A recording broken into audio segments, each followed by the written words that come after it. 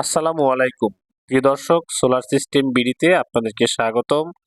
আজকে আমরা hybrid solar সিস্টেমের এক্সট্রাকশন নিয়ে কথা বলবো এবং অনেক বড় একটি এক্সট্রাকশন আমরা এখানে কাজ চলতেছে, আমাদের রঙের কাজ চলতেছে। আমাদের এখানে গ্রিলের যে আমাদের টেকনিশিয়ান, দক্ষ টেকনিশিয়ান মামুন ভাই, সেও কিন্তু কাজ করতেছে এখানে।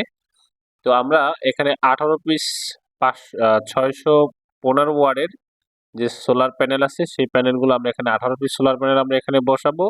এতে আমরা 11,000 ওয়াট আমরা এখান থেকে কনজিউম করতে পারবো। তো 11,000 ওয়াটের যে সোলার ইনভার্টার, সেটা হলো আমাদের 1.5 সোলার ইনভার্টার হবে। এটা হলো 5 কিলোওয়াটের দুইটা হবে। তো আমরা এখানে প্যানেল দিচ্ছি 11,000 ওয়াট। তো এখানে আমাদের যে এন টাইপ যে সেলগুলো আমি দেখাচ্ছি, দেখেন এই সেলগুলো কিন্তু N type solar panel cell. আপনারা যারা পি টাইপ কিনবেন, অবশ্যই এরকমের P type N type difference আছে, অনেকটাই ডিফারেন্স আছে, আপনারা দেখে তারপরে কিনবেন। এই সোলার প্যানেলের সবচেয়ে বেশি ইফিসিয়েন্সি এবং আপনি ওয়াট একুরেট ওয়াট পাবেন। এর ইনভার্টার, যে ইনভার্টারের সাথে লাগাবো আমরা, সেই ইনভার্টারটা খুবই উন্নত মানের একটি ইনভার্টার। এর সাথে আমরা রহিমা আফরোজের RTB 200 এর 4টা ব্যাটারি দিয়ে আমরা 48 ভোল্ট দিয়ে আমরা এটা কানেকশন করব।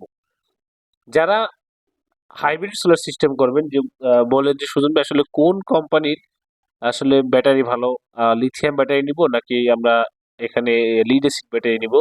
আমি আমার পরামর্শ ফার্স্ট প্রায়োরিটি যেটা থাকবে সেটা হলো, আমরা বলবো যে আপনারা রেমাফোজের RTB 200 নিতে পারেন। এটি একটি ভালো ব্যাটারি, এটা লং টাইম ব্যাকআপ দিতে পারে এবং আপনার এটা খুবই দীর্ঘস্থায়ী হয়। আর আপনারা যদি লিথিয়াম ইউজ করতে চান, লিথিয়ামের একটা কিছু আপনার বিষয় আছে, যেমন যদি আপনারা বাসা বাড়িতে ইউজ করেন, তাহলে আমি বলবো আপনার লিথিয়াম ইউজ না করে আপনি লিড অ্যাসিড ইউজ করেন, সবচেয়ে বেটার হবে। একটা 200 এমপিআর ব্যাটারিতে যদি আপনি 5,000 ওয়াট লোড দেন বা 3,000 ওয়াট লোড দেন, আপনাকে 40 থেকে 1 ঘন্টার বেশি আপনাকে সাপোর্ট দিতে পারবে না।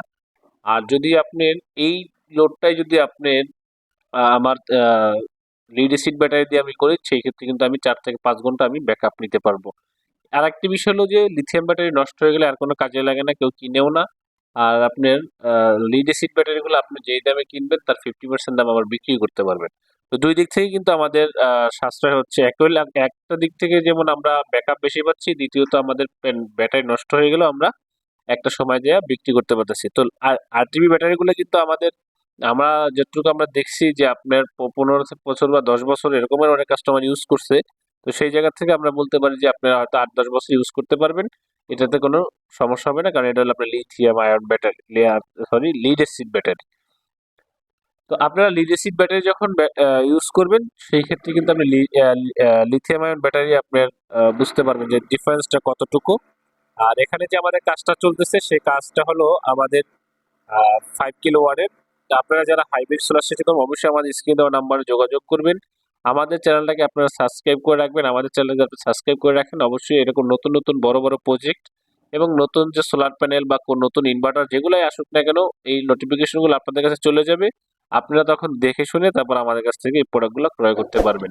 তো প্রিয় দর্শক, সাবস্ক্রাইব করে রাখলে এটা আপনারা বেল আইকনটি অবশ্যই বাজিয়ে দিবেন। তো আজকে আমরা নতুন আবার কোনো একটি ভিডিও দেখা হবে। আজকে এই পর্যন্ত শেষ করছি। আল্লাহ হাফেজ। দোয়া করবেন আমাদের জন্য, আমরা এই কাজটা যেন সম্পূর্ণ শেষ করে আপনাদেরকে ফুল একটি ভিডিও উপহার দিতে পারি। এবং এই আমাদের যে টুটুল ভাই আছে, টুটুল ডাক্তার, এই এলাকায় সবাই চিনে টুটুল ডাক্তার নামে, টুটুল ভাইয়ের কাজটা যেন স্বয়ং সম্পূর্ণ হয়, সেই জন্য আমাদের দোয়া করবেন। আজকে এই মধ্যে শেষ করছি। আল্লাহ হাফেজ।